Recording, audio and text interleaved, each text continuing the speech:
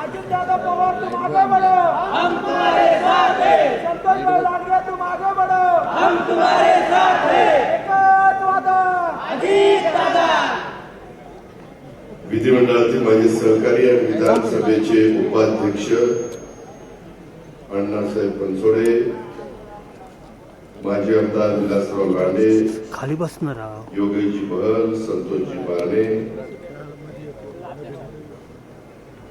कविताताई आलाट, नाना काटे, नारायणराव बैरोडे, मोरेश्वर गोंडवे, भाऊसाहेब भोईर, श्याम लांडे, प्रशांत शितोळे, मयूर कराटे, उल्हास शेट्टी, कैलास बाने, पंडितराव गवळी, वैशाली काळभोर, राजेंद्र जगताप, अमिना पानसरे, सुषमा तनपुरे, विनोद नडे, सतीश दरेकर, प्रकाश सोमवंशी, नरेंद्र भोईर, विजय लोखंडे, शमीम पठाण, शेखर काटे, फजल शेख, युसुफ कुरेसी, रवींद्र ओवाळ, वर्षा जगताप, चेतन दुधाळ, संजय आहेर, सचिन आवटी, प्रशांत महाजन, दीपक साकोरे, कविता खराडे, मनीषा गटकळ, संजय अवसरमान, गंगाताई दिंडे, निलेश डोके, उपस्थित सर्व माझ्या पिंपरी चिंचवड परिसरातील प्रतिष्ठित नागरिक बंधू भगिनी, राष्ट्रवादी काँग्रेस पक्षावर मनापासून प्रेम करणारे सर्व कार्यकर्ते,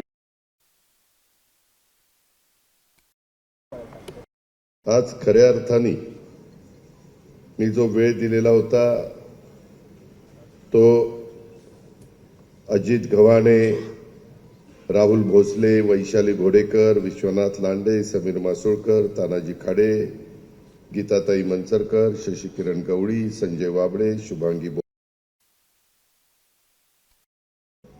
संजय उबाळे,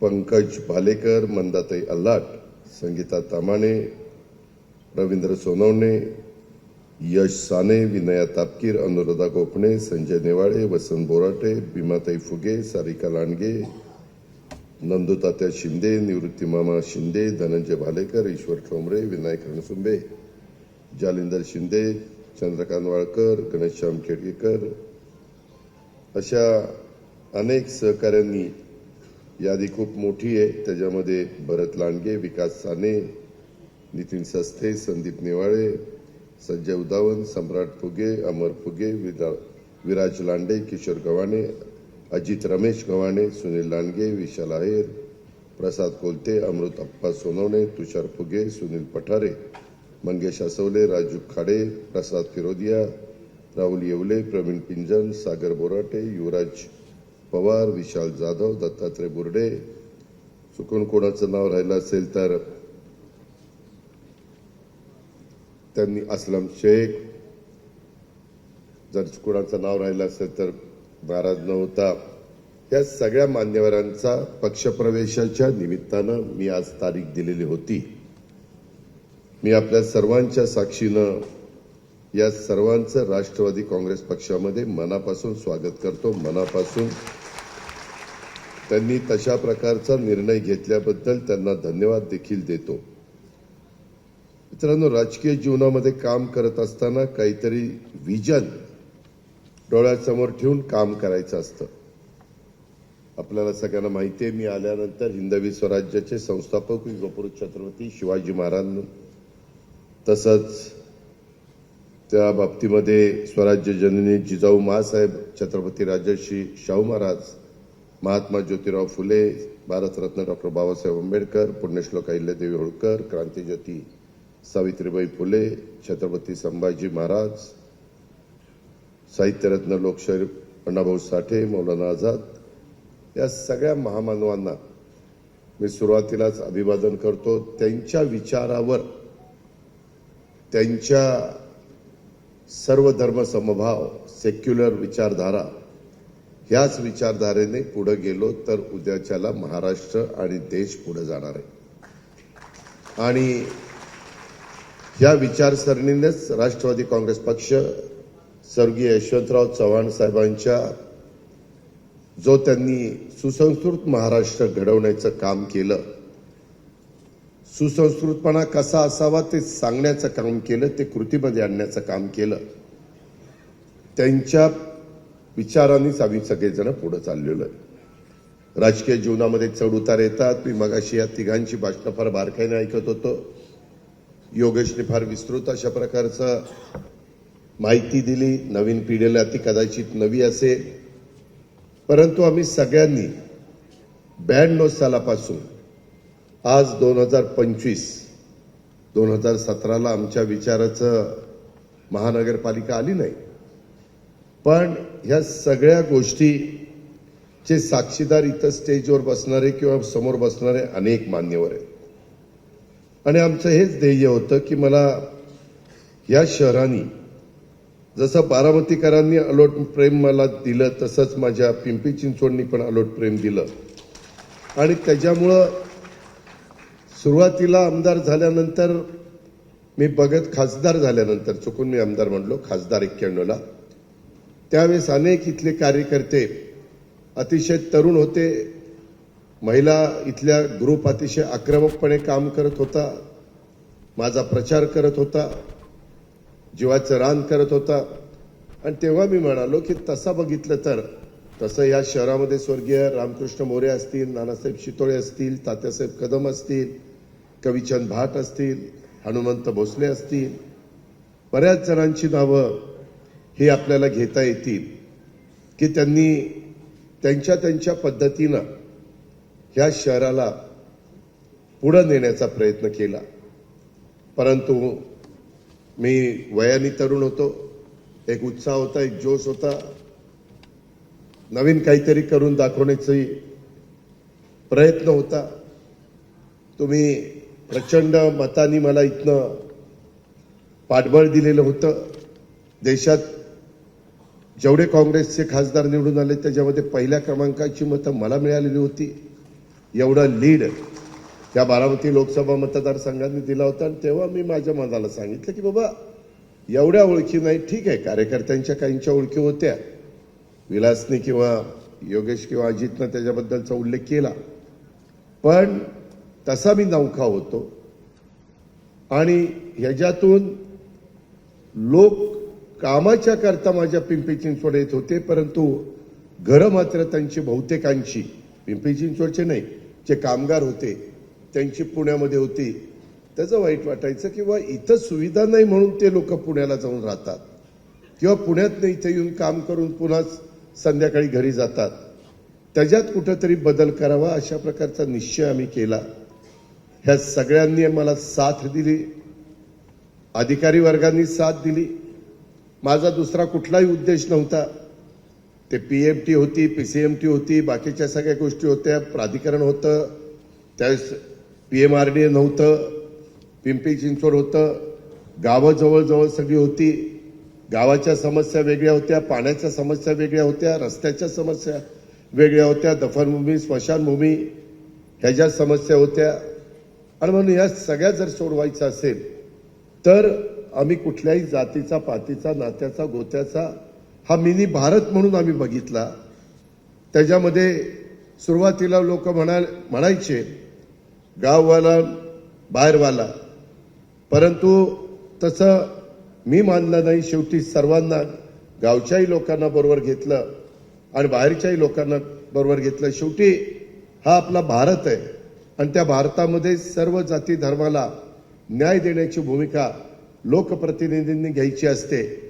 जाती जातीमध्ये काही जण तणाव निर्माण करण्याचा प्रयत्न, अंतर पाडण्याचा प्रयत्न करतात, परंतु त्याला दीर्घकाळ यश मिळत नाही.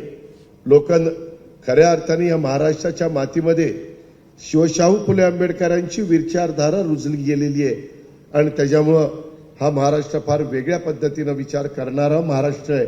इथला मतदार आहे हे मी अनेक निवडणुकीच्या निमित्तानं अनुभवलेलं आहे. मधल्या काळामध्ये काही चढ उतार आले, प्रत्येक वेळेसच आपल्याकडे सत्ता असते अशातला भाग नाही. मगाशी सांगितलं तसं अनेक माझे जीवाभावाचे सहकारी मला सोडून दुसऱ्या पक्षामध्ये गेले. काही पक्ष तर इथं मोठ्या प्रमाणावर काम पण करू शकत नव्हते, त्यांचे कार्यकर्ते पण नव्हते, परंतु नंतरच्या काळामध्ये वेगवेगळ्या गोष्टीचा वापर करून आपल्यातलेच काही सहकारी त्यांच्याकडे घेऊन त्यांना पद देऊन हे सगळं चित्र बदलवण्याचं काम केलं. ठीक आहे, मी पण माझ्या मनाला समजूत घातली की बाबा शेवटी इथं आता IT चा वर्ग वाढलेला आहे. खूप मोठ्या प्रमाणावर मुलं मुली ह्या माझ्या पिंपरी चिंचवडच्या परिसरामध्ये काम हिंजवडी ते करतात, परंतु राहतात आपल्या परिसरामध्ये आणि त्याच्यामुळं ते वेगळा विचार करतात. आज सोशल मीडिया आहे. मधल्या 2014 मध्ये जबरदस्तपणे नरेंद्र मोदी साहेबांचा करिश्मा त्यांच्याकडे बघून उभ्या भारत देशाने NDAला पाठिंबा दिलेला आपण सगळ्यांनी अनुभवला. मी म्हणणारे लोक त्याच्यामध्ये पराभूत झाले आणि त्याच्यानंतर त्या पद्धतीनं तो पक्ष पुढे जात राहिला. त्याच्यानंतर अनेक निवडणुका आल्या. काही जणांना वेगळ्या कारणाने इतर पक्षामध्ये जावं लागलं, तिकीट घ्यावं लागलं. परंतु मगाशी जसं सांगितलं की ते शरीराने तिकडे असले तरी मनाने आपल्याकडे होते आणि त्याच्यामुळं मला पण ते कुठं दुसरीकडे आहेत असं वाटत नव्हतं आणि त्याच्यामुळं मी निकाल लागल्यानंतर अजितला म्हटलं की अजित किंवा बाकीचेही कार्यकर्ते यायचे की दादा कुठंतरी काहीतरी आम्हाला पराभव पत्करावा लागलेला आहे, परंतु आम्हाला पुन्हा ताठमानेने उभं राहण्याच्या करता, मजबूतीने उभं राहण्याच्या करता कुठंतरी आमचा मान सन्मान ठेवण्याचा प्रयत्न करा, त्याच्यामध्ये काही सहकार्य करण्याचा प्रयत्न करा. आणि आत्ता बोलत असताना अनेक महत्त्वाचे प्रश्न त्याचा ओहापोह इथं करण्यात आलेला आहे. खरं तर मित्रांनो, आज हा कार्यक्रम घेत असताना तुम्हाला सगळ्यांना माहिती आहे, अहमदाबाद एअर इंडियाचं विमान त्याच्यामध्ये एक क्रू मेंबर स्वर्गीय इरफान समीर शेख हा आपल्याच 22 वर्षाचा राहणारा संत तुकाराम नगर मधला पिंपरी, त्याचं दुःखद निधन झालं.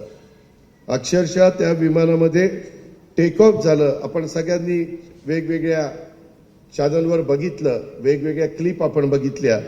ते फ्लाईट नंबर AI 171 होतं आणि अर्ध्या पाऊण मिनिटामध्ये वर उडालेलं विमान हळूहळू खाली यायला लागलं. काय झालं माहित नाही. त्याचा आपल्याला थोड्या दिवसामध्ये माहिती मिळेल. ती मिळवण्याचं काम, त्याला ब्लॅक बॉक्स असतो त्या पद्धतीनं त्याच्यातनं माहिती मिळवण्याचं काम चाललेलं आहे. जवळपास निष्पाप 274 लोकांना स्वतःचा जीव गमवावा लागला. 242 प्रवासी होते, क्रू मेंबर्स होते, त्यापैकी 241 जणांचा मृत्यू झाला. आणि तो एक प्रवासी रमेश विश्वास कुमार हा चमत्कारी त्या वाचलाय. त्यालाही कळत नाही की आपण कसं कुठनं पडलो आणि कसा वाचलो.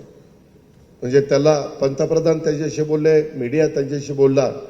तो म्हणतो सगळं मला दिसत होतं, आता आम्ही सगळे मरतोय, परंतु मी कसा तिथनं पडलो खाली आणि खाली पडल्यावर चालत आलाय. अर्थात त्याची तब्येत पण चांगली आहे, धडधाकट आहे. त्याच्यामुळं एक लक्षात ठेवा, धडधाकट तब्येत असल्यानंतर त्याचा किती उपयोग होतो. नाहीतर काहींची ढेऱ्या फुटल्या नाही, ढेऱ्या सुटल्यात. पुन्हा म्हणतील अजित पवार असं म्हणला. ते पेट्रोल सोडत होते तर म्हणले पेट्रोल चोरत होते. काय येतं यांना सांगायचं.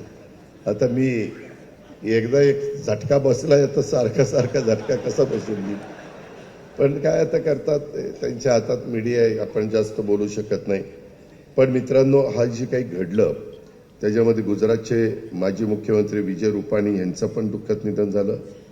आपल्या इरफान समीर शेख, अनेकांच्या, आमच्या सुनील तटकरेंच्या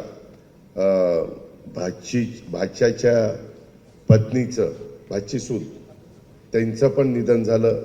त्यांचा DNA कुठंतरी जुळला, परंतु ज्या डेड बॉडीज ताब्यामध्ये देतात ते अक्षरशः आपल्याला पाहवत नाही, अशा पद्धतीची ती परिस्थिती आहे.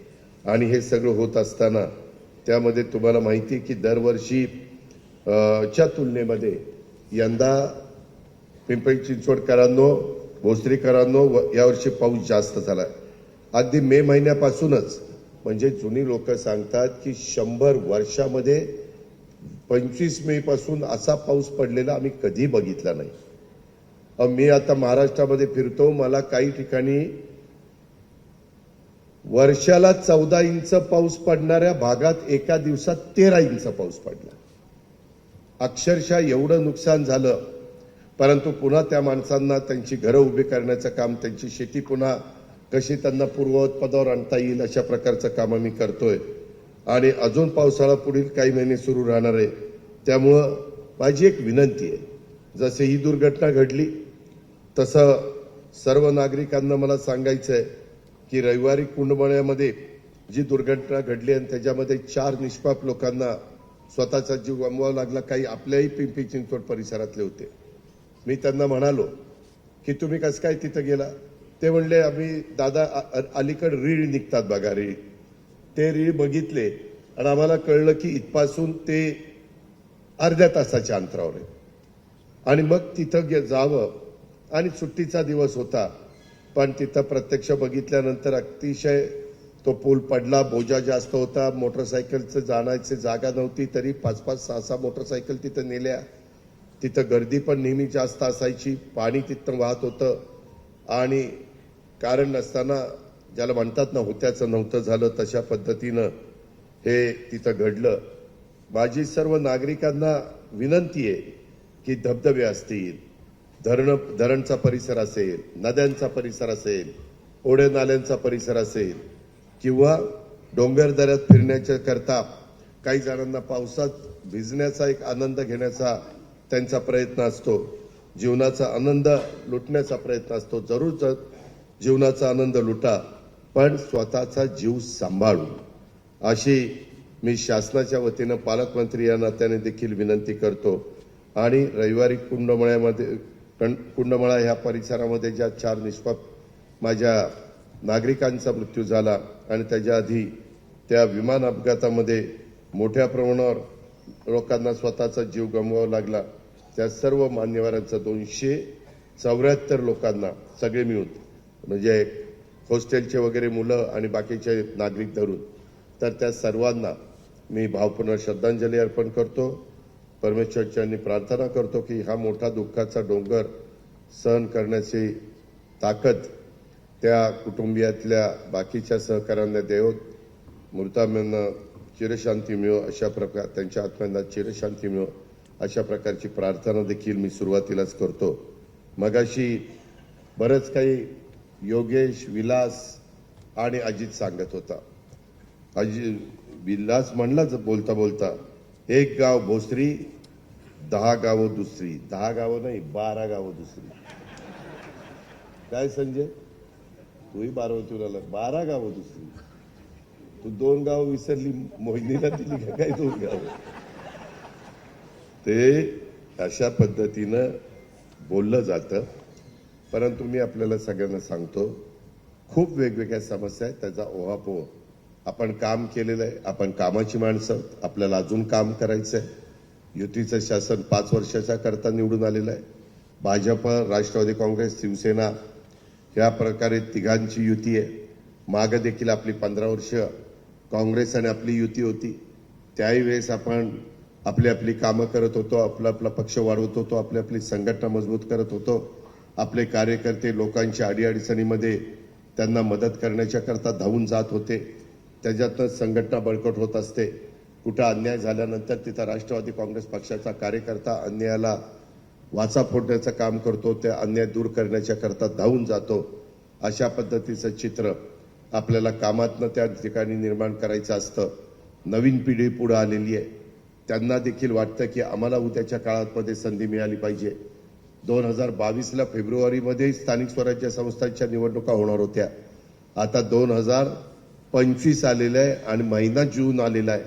आता सुप्रीम कोर्टाने सांगितलेलं आहे की तुम्हाला आता लवकर निवडणुका घ्याव्या लागतील. 4-5 महिने पावसाचे आहेत, परंतु पावसाचे महिने संपल्यानंतर निवडणुका लागतील. ओबीसींना प्रतिनिधित्व मिळालेलं नव्हतं आणि त्याच्यामुळं उद्धव ठाकरे साहेब मुख्यमंत्री असताना आम्ही पण त्यांच्या मंत्रिमंडळामध्ये होतो. आम्ही तिथे ही भूमिका घेतली की बाबा शेड्यूल कास्ट, शेड्यूल ट्राईब हे गरीब लोक आहेत, हे वंचित लोक आहेत, ह्या अजूनही मागासलेला पणा तिथं आहे, त्यांना पुढे आणण्याचं, इतरांच्या बरोबरीनं आणण्याचं काम केलं पाहिजे. हे घटनेचे शिल्पकार डॉक्टर बाबासाहेब आंबेडकरांची शिकवण आहे. आणि त्याच्यामुळे हे सगळं करत असताना आपल्याला ते तर काम करायचंच, त्यांना तर प्रतिनिधित्व द्यायचंच, महिलांना द्यायचंय, पुरुषांना द्यायचंय. त्याचबरोबर यांना प्रतिनिधित्व मिळत असताना ओबीसींना पण मिळालं पाहिजे. हाही घटक फार मोठा आहे आणि त्याच्यातून त्यांना मिळण्याच्या करता एवढा काळ ह्या सगळ्या गोष्टीच्या करता गेला. काही जण म्हणतात की हे सत्तेवर होते यांनाच निवडणुका घ्यायच्या नव्हत्या. असं अजिबात नाही. उलट आम्हाला त्याचा फटका लोकसभेच्या निवडणुकीच्या निमित्तानं बसला. लोकसभेच्या निवडणुकीच्या निमित्तानं काय होतं, स्थानिक स्वराज्य संस्थांच्या मध्ये तुम्ही महानगरपालिकेमध्ये असाल, कुणी नगरपालिकेचं प्रतिनिधित्व कराल, कुणी नगरपंचायतीचं कराल, कुणी जिल्हा परिषद तालुका पंचायतीचं कराल, सगळ्याच गोष्टी खासदाराच्या पर्यंत. एबीपी माझा, उघडा डोळे बघा नीट.